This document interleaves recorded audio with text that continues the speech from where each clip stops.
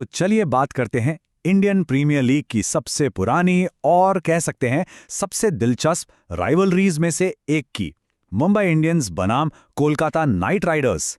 देखिए, ये सिर्फ एक मैच नहीं है, ये तो एक कहानी है।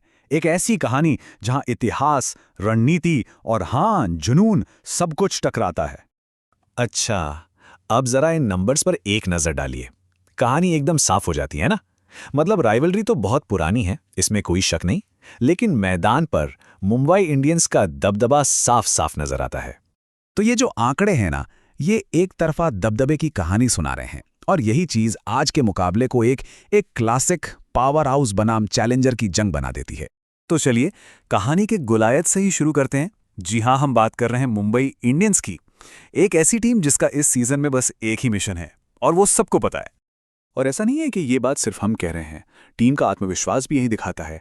एक्सपर्ट्स का भी यही मानना है कि मुंबई इंडियंस एक कंप्लीट पैकेज है। मतलब उनके पास खिताब जीतने के लिए हर जरूरी हथियार मौजूद है। और मुंबई की असली ताकत है क्या? वो है उनकी नींव, उनका कोर। भारत के T20 सितारों की एक ऐसी जबरदस्त लाइनअप जो सच में किसी भी मैच का पासा पलट सकती है। ठीक है, तो ये तो हुई मुंबई की बात। अब आते हैं कहानी के दूसरे पहलू पर। हमारे सामने है चैलेंजर्स यानी कोलकाता नाइट राइडर्स, और इनकी सिचुएशन मुंबई से बिल्कुल अलग है।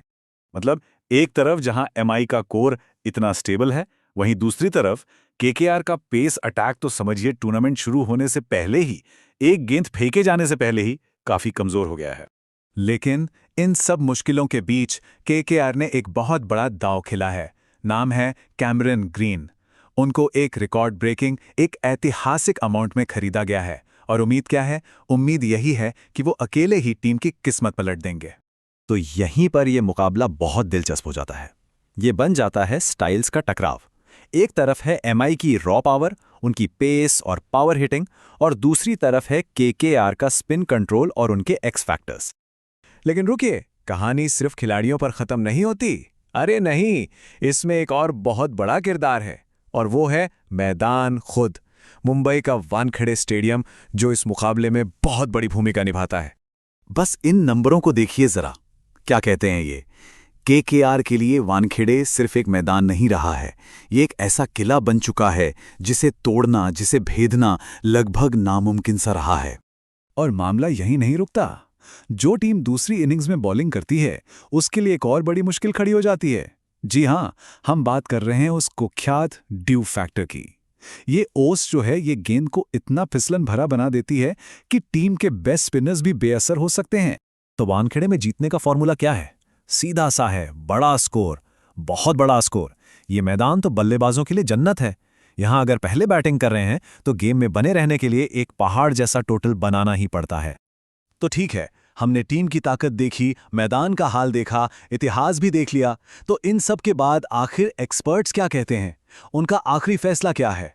प्रिडिक्शंस काफी हद तक एक तरफा हैं, बिल्कुल क्लियर हैं। ज्यादातर यही मान रहे हैं कि मुंबई ये मैच जीतेगी। वजह उनकी टीम की ताकत और जाहिर है होम एडवांटेज। तो सवाल ये उठता है कि क्या एमआई की जीत पक्की है? क्या नतीजा पहले से ही तय है? भाई, जब सारे आंकड़े, सारी बातें एक ही तरफ इशारा कर रही हों, तो ऐसा सोचना बहुत आसान है। लेकिन ये आईपीएल है। इतिहास तो यही कहता है कि पलड़ा मुंबई का भारी है, लेकिन आईपीएल बड़े बड़े उलटफेर के लिए ही तो जाना जाता है। तो असली सवाल यही है, क्या केकेआर के वाइल्ड कार्ड्स, उनके एक्स फैक्टर्स अपनी चुनौतियों से पार पाकर उस इतिहास को दोबारा लिख पाएंगे जो फिलहाल तो मुंबई के पक्ष में लिखा हुआ दिख रहा है?